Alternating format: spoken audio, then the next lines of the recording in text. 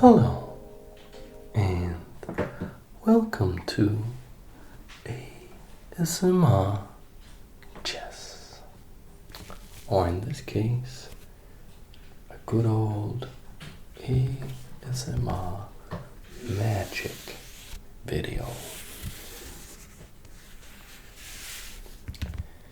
In this video, we will be sideboarding against a mono blue control deck in my limited format for a match I will be playing later tonight. We will be relaxing with some strategical contemplations. We will be goldfishing a little bit with the deck, and by that I mean shuffling the cards, drawing some hands, evaluating them, maybe playing a couple of proxy turns to see how the deck would fare, and just generally consider how we should play against this mono blue control player. This is my sideboard, freshly sleeved.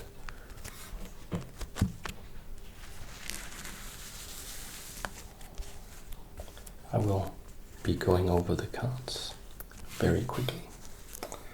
And if you are curious about the power level of my limited format, you can watch the earlier video where I sleeved my deck, which is in here, where I explain how we only have access to the same pool of cards every player in the format.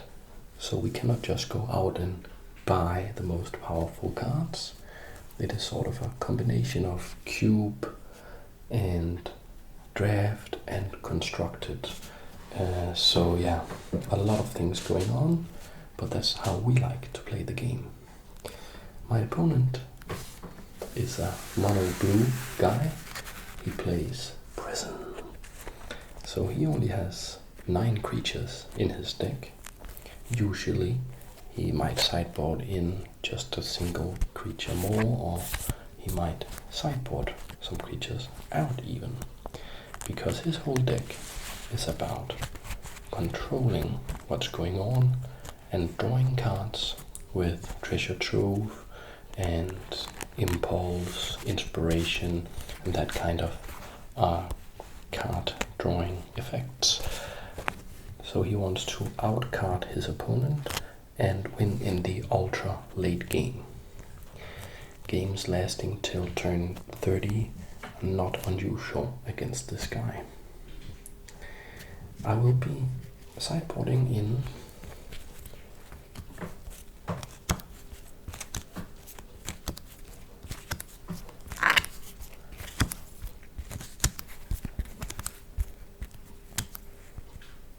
this guy, the Rod of Ruin, and also this guy, the Oath of Limdor, as I like to call him, the poor man's Necropotence. So I do not have access to a Necropotence. If I had, I would play it. It is an absolutely 100% insanely broken card. But this card will do. This card sees little to no play in almost any format. I think I haven't ever on the internet or anywhere else in real life encountered anybody playing this guy. Why? Well, he has this insane drawback, but let's talk about the good things about him first. He's an enchantment, black 3, and for black you can just draw a card. You can do that for as many times as you can afford. That's a really good thing that can almost win you the game, because you can get this insane card advantage. The drawback, however, is really serious. For each point of damage you take, or each point of life. Life? Weird accent happening there. Every point of life you lose, you have to either discard a card or sacrifice a permanent, and you cannot crucially sacrifice this guy to himself. So playing this against, say, a mono red burn deck, would be suicide. A single lightning bolt, incinerate, or fireball would just wipe you completely out. But against a prison deck that is not going to give you that much damage, it can almost win you the game on its own.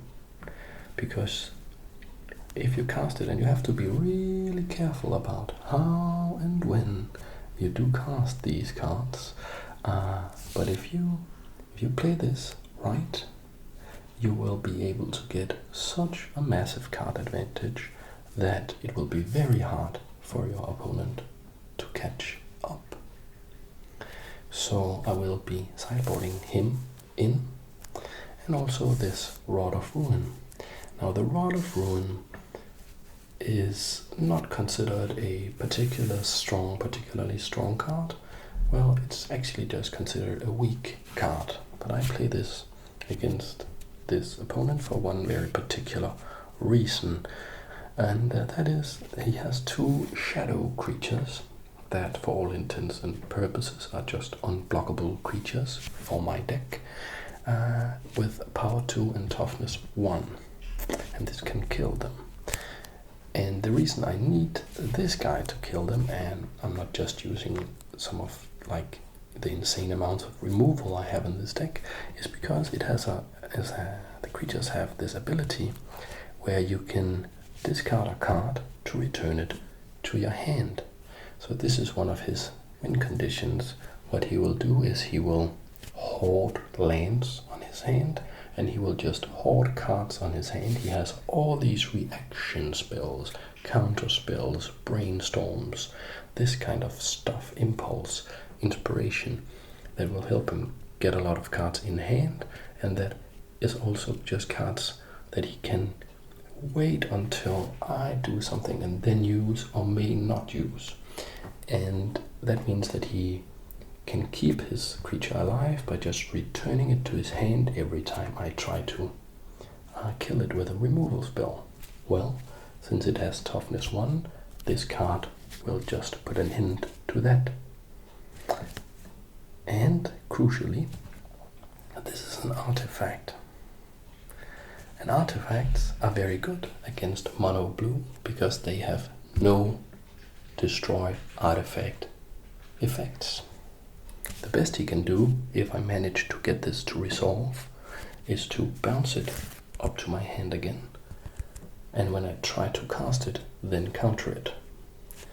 So that is, if that's the best thing he can hope to, well, then it means this card is good against him. Also, this card is very slow, but I can use it as a win condition, because he may have 3 icy manipulators, and he plays with 3 icy manipulators. But if he tries to tap it down, I can just shoot him in response, or shoot his creature in response. And when he plays ultra long games, that means a lot of turns, that means a lot of getting to untap this guy and shoot him. So this actually is kind of a win condition against him. How odd that even sounds. Well, the rest of the sideboard is just a little bit of hate and a little bit of this and a little bit of that.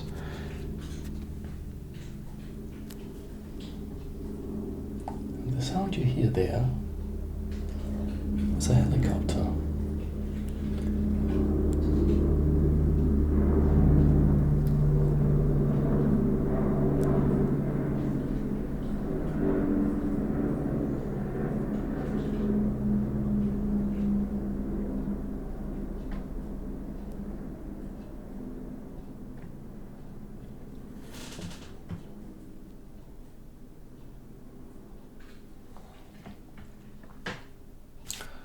Alright, let's see what cards we will remove from the deck in order to put these two bad boys in.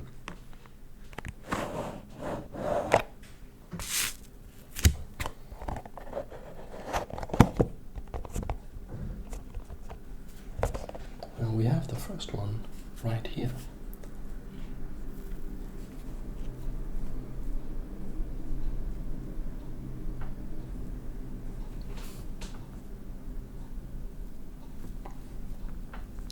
Now this is a very strong creature in our format, the Singia Vampire. But since he plays with 2 copies of control magic, this can be a danger to myself. And I do not need the speed that this provides because he's playing this ultra long game. So I will be sideboarding this guy out, and then I'm not sure about the other card, so let's shuffle through the deck and see.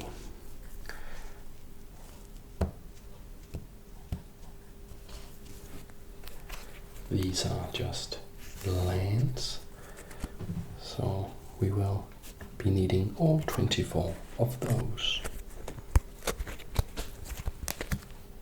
Oh, I think we have a candidate right here, the Rack.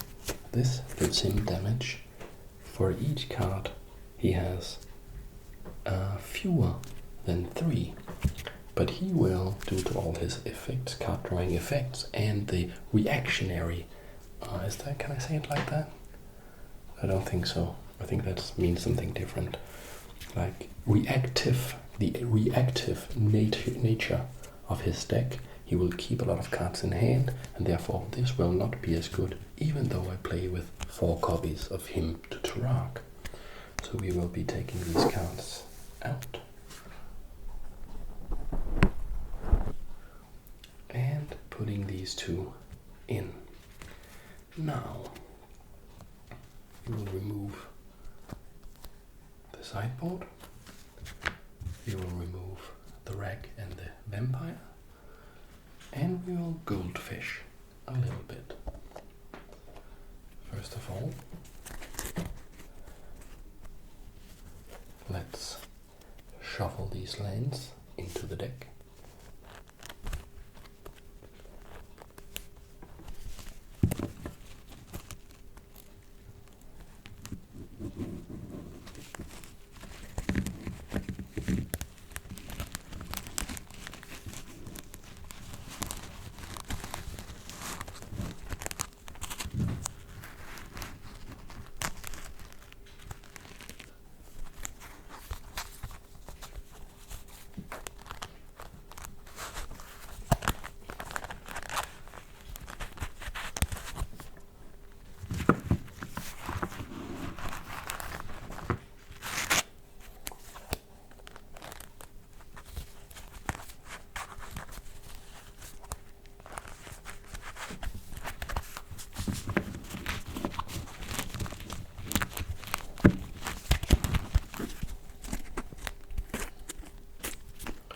And do this shuffle that I like to do. It's a very, it takes a lot of time, but it's very efficient in really shuffling the cards up.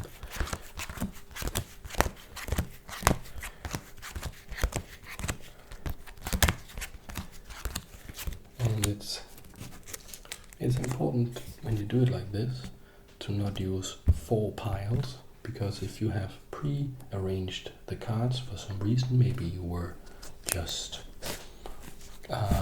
putting up, like seeing how the deck curves out or something like that, so you may have like 4 copies of the same card lying right next to each other, so then they would be in pile 1, 2, 3 and 4, and then they wouldn't. So but if you do it like this, it gets a really good mix.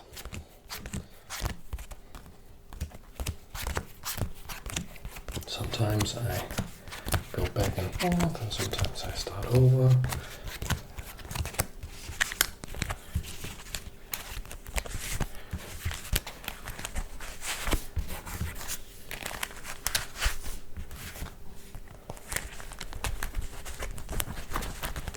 Okay, so let's see how the deck would play. Let's evaluate a couple of hands. And I have this little thing that when I shuffle, I cut the deck before I draw a hand, even though that doesn't really make any sense. It just feels right because that's what you do at the start of every Magic game. Okay, so let's draw 7 cards. 1, 2, 3, 4, 5, 6, and 7. Alright, so in evaluating this hand, the first thing we will look at is the mana resources. Obviously, we have 2 swamps, and that is actually enough to cast all but one of our spells. And if that was not enough, we also have the Dark Ritual. So this can help us cast more expensive spells if we do not draw any more lands for the next couple of turns, but draw something, maybe a 4-drop, even like the Rod of Ruin. So this hand is really good. We can play these 2. So these are early threats and will be pressuring him and giving me some initiative, like in chess. You would like to have the initiative. I need more lands, of course, if I will be able to use my Drain Life sort of effectively, but this is a late game card, and yeah, it's nice to have. This card, the Infernal Tribute, is something that I may even consider playing on turn 1 with the Dark Ritual, so I bypass his counterspells, because then it will stay on the battlefield forever. And yeah, this is a card that really helps me. It helps against a lot of the stuff he can do, like control magic. He tries to control of one of my creatures. In response, I sacrifice the creature, draw a card, get a little bit of card advantage, and his control magic fizzles. So let's just play a couple of turns. My only sort of regret with this hand is not having any like direct simple removal like a terror. But let's see what happens. Let's say we are on the go, so we start off by playing a swamp, and we avoid the temptation of using Dark Ritual for Infernal Tribute just yet, because the Dark Ritual could be very useful for something else later. Right, that's our turn. We say go. Then it's our next turn. We draw another land. We play the land. And we play the Order of the Ebon Hand. He has no like force spikes or sort of 1 mana counterspells, so he would not be able to counter this. And this is a very, very pleasant start for us.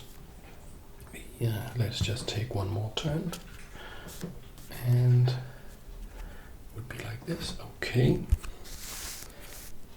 It's and then of course I will not play this land, because that will reveal to him what I drew. I will put this in my hand, and then I will shuffle the cards a little bit, and then I will play. Let's put it here, and probably in this situation I will actually play the Knight of Stormgold, which is the second Pump Knight, And the reason I am not playing the Infernal Tribute at this point is that now he has 2 manas he might be able to counter, and I only have 1 copy of this, so I hope to get him in a situation where he drops a creature or something, taps out, and I will be able to play this without him being able to counter it. Okay, so this would be a pretty nice start. If he manages to drop something like a Prodigal Sorcerer, and I know he plays with one of those, it could be a little bit of a problem for these Pump Knights. Fortunately, I could kill the Prodigal Sorcerer with the Drain Life, so it's not all bad. And if he has to keep mana up so that he can both play the Prodigal Sorcerer and be able to counter my Drain Life, well, he will have taken quite a bit of damage from these guys at that point. So this was, let's say, a success. Let's try again.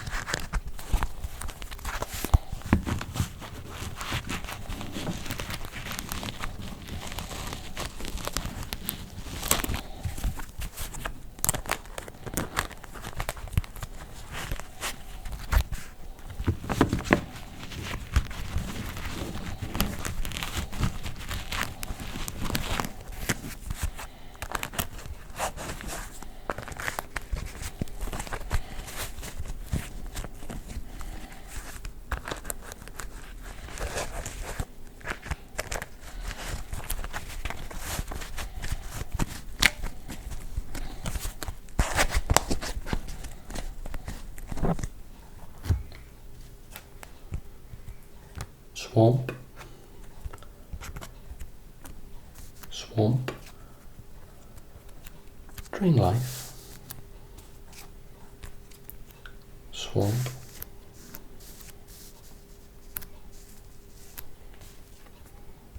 Dregs of Sorrow,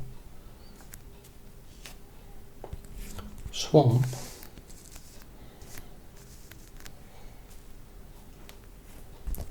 Swamp,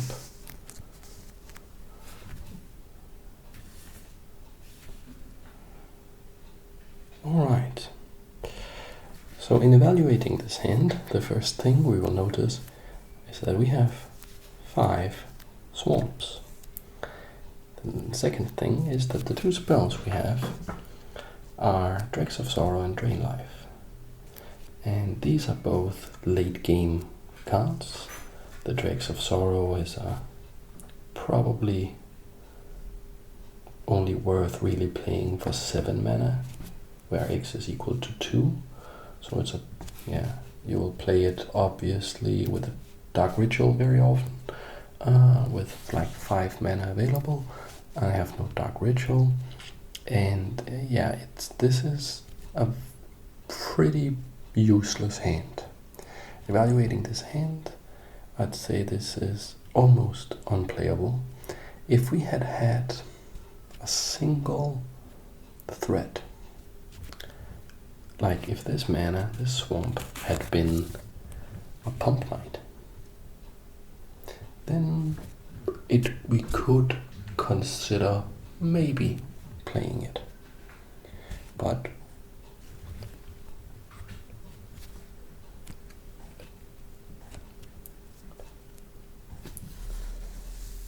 if we risk, let's say that I draw, like my next draw is also a swamp, well, and then I draw a removal spell or something, I don't draw any threats, then my opponent will be able to establish pressure early, and I will be forced into a reactive position, and this deck doesn't really play well like that. So we will mulligan this hand. We play with London Mulligan. So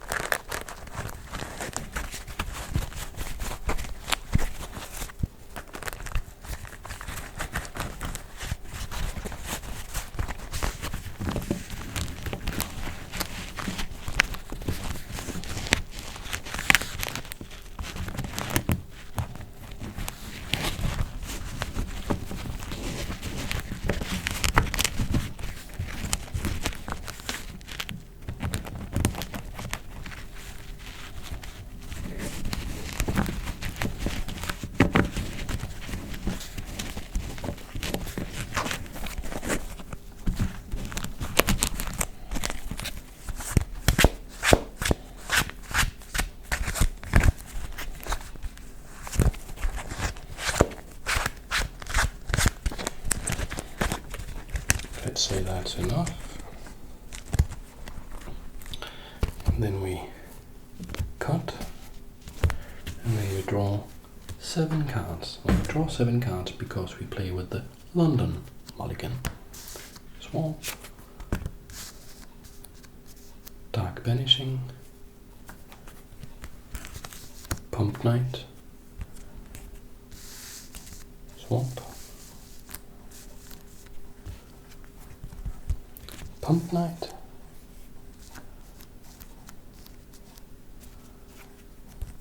Swamp, and a Terror. Alright, so we have 2 removal spells we really like.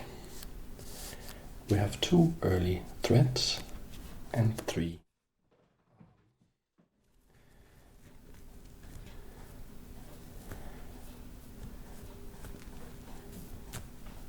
swamps, and I think we can actually afford to get rid of the swamp, because we get 2 draws before we need a second swamp, and we can afford to go a little bit longer without the second swamp, because the only card in hand that we can't play with these 2 swamps is the Dark Banishing, and we can use the Terror first.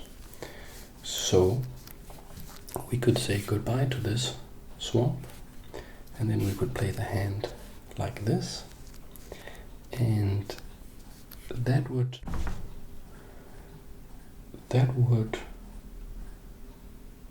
be very, very reasonable, really. We get early threats, we get defense, and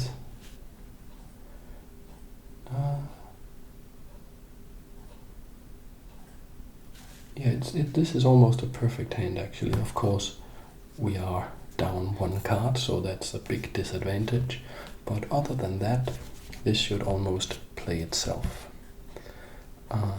So we would be keeping this, we would play it. Okay, so even though we had to mulligan, we did get a pretty decent hand. Let's try again.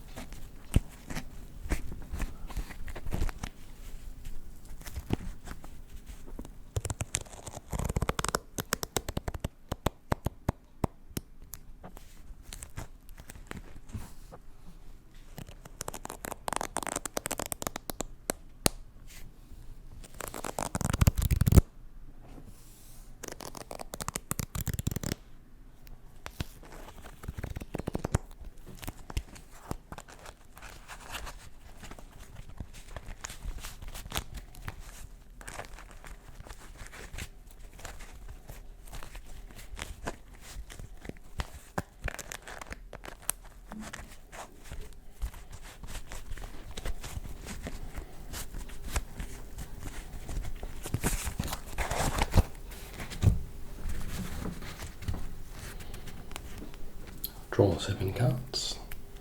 Dark Ritual, Swamp, Drain Life, Hypnotic Spectre,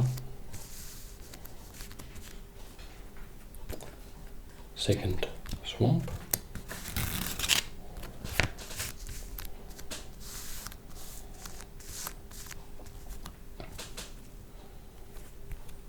third Swamp. Now if we draw something else than a swamp now, this hand will be very, very, very good. Okay, we got a second Drain Life. Now, in evaluating this hand, first thing we look is look at is that we have a Dark Ritual and a Hypnotic Spectre and a Swamp.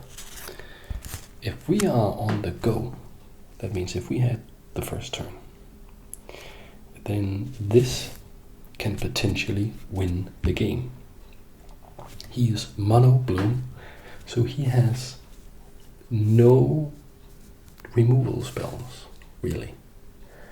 So, and since he cannot counter the Hypnotic Spectre because it comes out on before he has even played anything, he could get a tremendous disadvantage from this, enough to maybe make him concede the game. I have seen him concede a game on turn 4 due to this and him not being able to deal with it. So he was so far behind. I had also played a Hymn to Turok, so he was so far behind on cards, and he knew that like it would be a slow, painful death. So the 2 drain lives, however, not very good in the starting hand. I would much prefer a Hymn to Turok and a Terror, but they are not unplayable.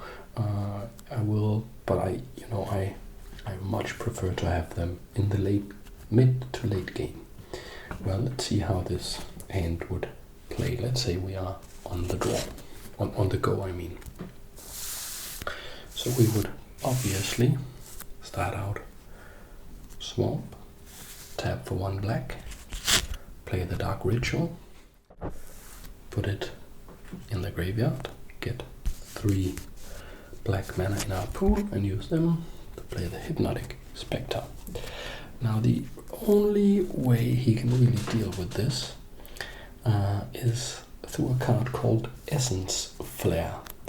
That is basically a terrible card, but he plays it because it's his only way of removing stuff like this. What it does, it's a enchanted creature. It gives the creature +2/+0, and in every upkeep you give the creature a -0, -1 counter. So if you would play it on this, it would become a 4/2, then it would become a 4/1, and then it would die.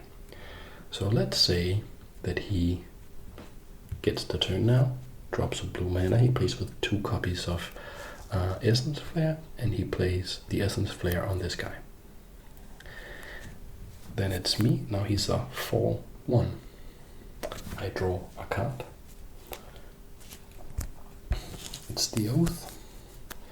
I attack with the Hypnotic, dealing him 4 damage. And he discards a card at random.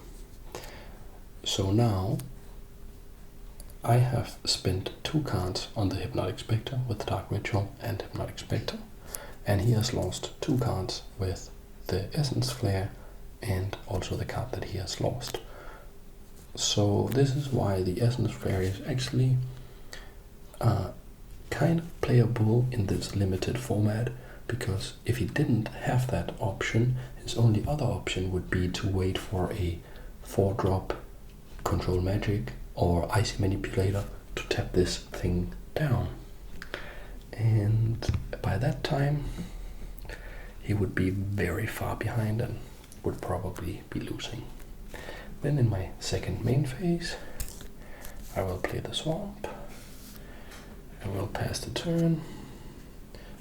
This guy will be untapped because I couldn't play anything. And here we see sort of how this hand was not perfect, because when this guy dies, I am actually left with a pretty useless hand now. So let's say he just drops some mana. He passes the turn to me. The Hypnotic Spectre dies to the Essence Flare. I draw a card, and it's another card that is for the late game. And I play the Swamp and has to pass the turn. So from this you can see that even though this start is very, very good,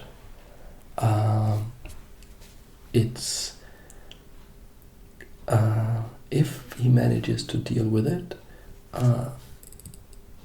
it's not necessarily enough to keep the hand. And I have all these late game cards now.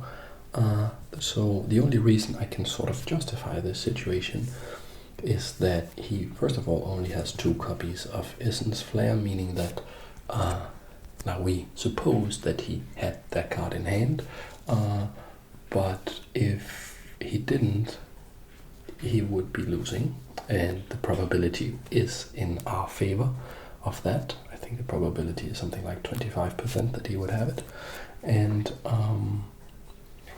his deck is extremely slow. It's a reactive deck, it's a prison deck, so he's not getting to play some really dangerous early drop that will threaten my life total. Let's just take one more turn, see what happens. It's a swamp. Now, probably in this situation, I have, basically he plays with 4 counter spells, and I have the 4 cards in hand that he would most like to counter, maybe with the possible exception of Rod of Ruin. So I would just play this guy now. And this is of course supposing that he is not having like played any creature that can attack me, because if he has like a 2/1 in play at this point, this would be suicide. It's just for fun and games.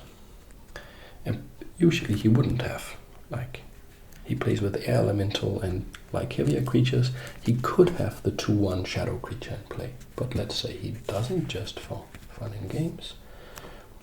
It's our 5th turn, we draw a card, it's a swamp, we play the swamp.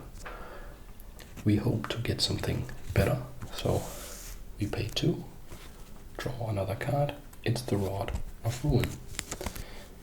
Now I could draw one more card now, but I would in reality wait until he was done with his turn, and then before I accept the turn and start my normal draw, then I would draw a card, keeping him guessing what I need this mana for. Do I have maybe a Terror or something instant speed that I can play?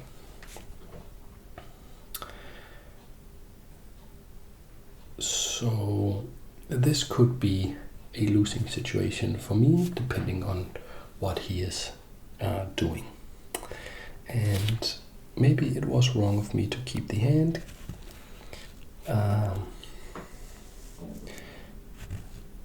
I don't think so. I think the probability of just winning outright with a Dark Ritual and Hypnotic Spectre being like almost something like 75% in this case was enough to justify that play. And this situation is unfortunate, but it is not necessarily completely losing. All right, let's just do a last draw, and yeah.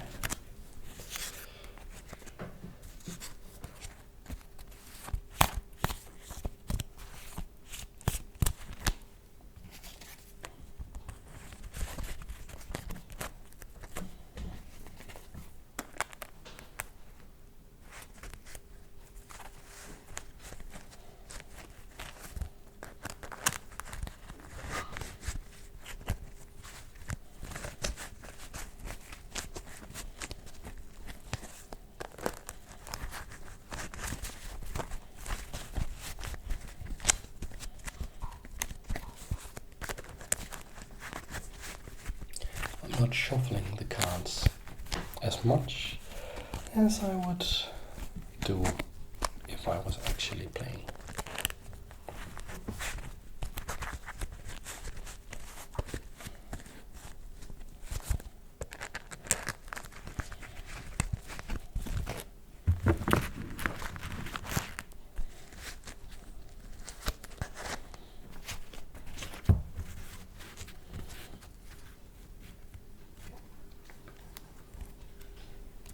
Spinning Darkness. Spinning Darkness.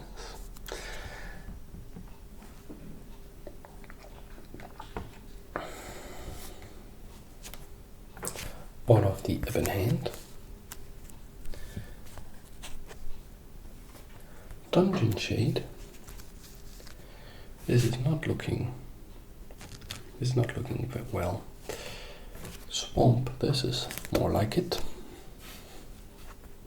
Swamp, oh, this is helping us a lot. And Swamp, wow, okay, so we were really saved by the bell there. Alright, so the Dungeon Shade is really good against this guy, because if he controls it with Control Magic, he will have a 1/1 flyer.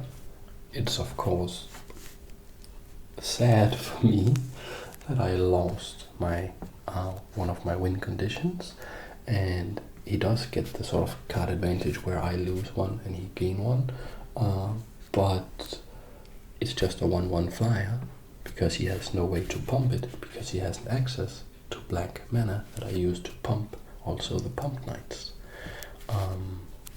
So that's why I strongly prefer this over Singia Vampire in this particular setup.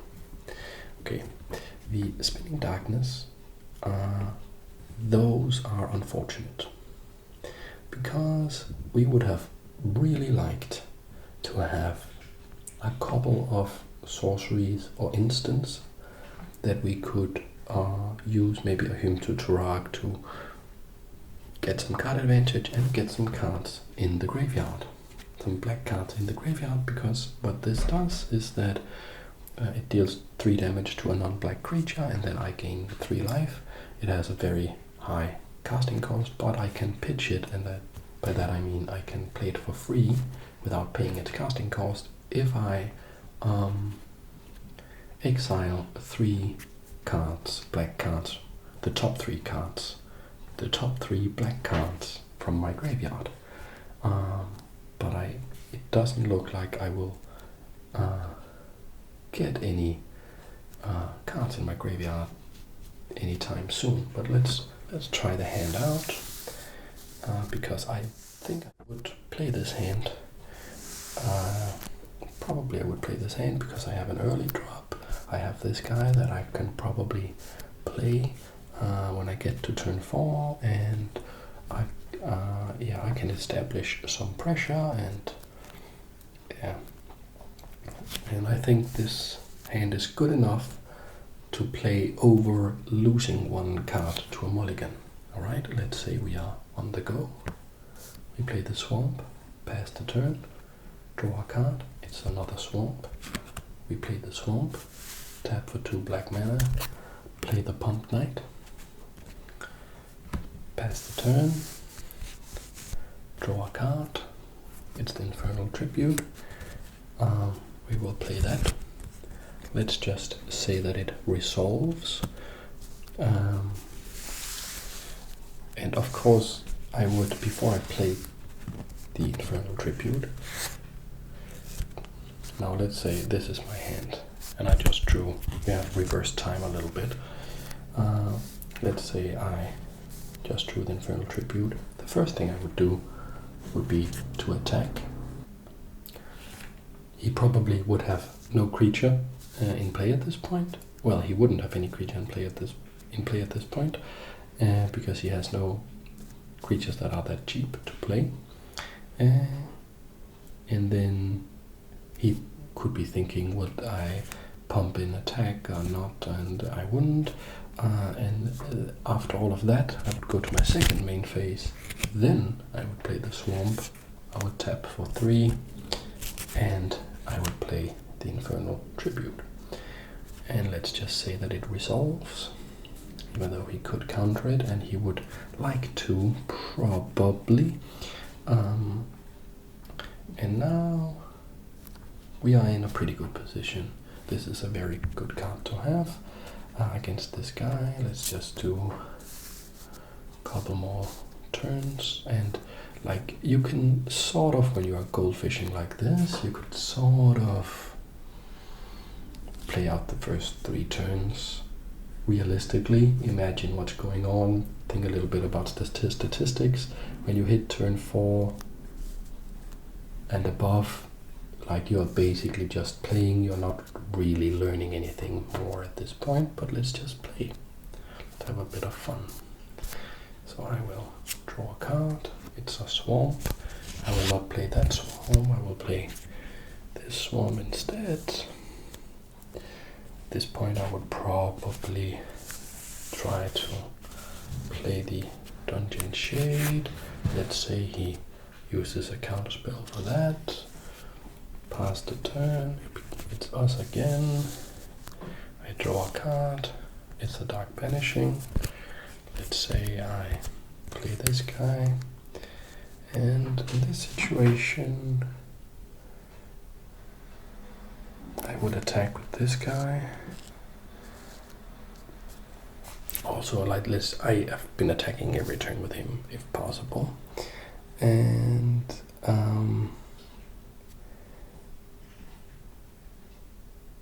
I think so. There are different scenarios possible here. Maybe.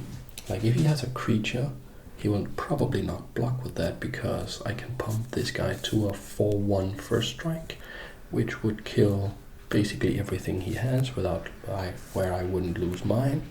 If he had a Prodigal Sorcerer, of course I would Dark Banish that. If he countered that and shot this guy, I would have to pay 2 to sacrifice him to draw a card with Infernal Tribute. In this situation, I might consider actually just tapping for 2 with Infernal Tribute, sacrifice a card. That would be one of the lands, because I don't really need that to draw a card. That's the Vampiric Tutor. So very good cards, very nice to have in hand.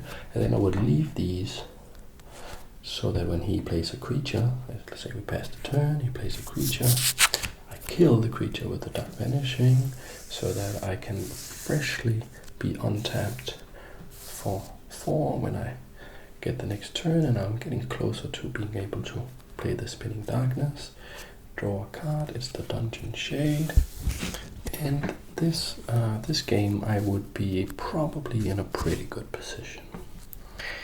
Alright, I think that's about it for this video. I only have this one thing I wanted to try out, because I get tingles from these things, and I get tingles when people trace illustrations, and I wanted to try that. If I move it a little bit closer here, let's see if we can catch the sound.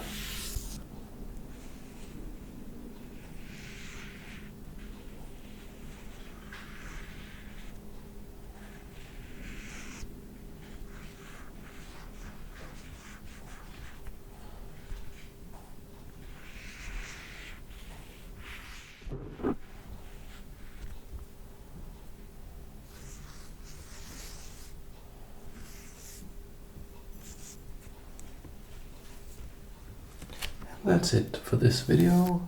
Thank you. And that's it for this video. Thank you very much for watching. Please consider subscribing and liking and commenting if you feel like that's worth your time.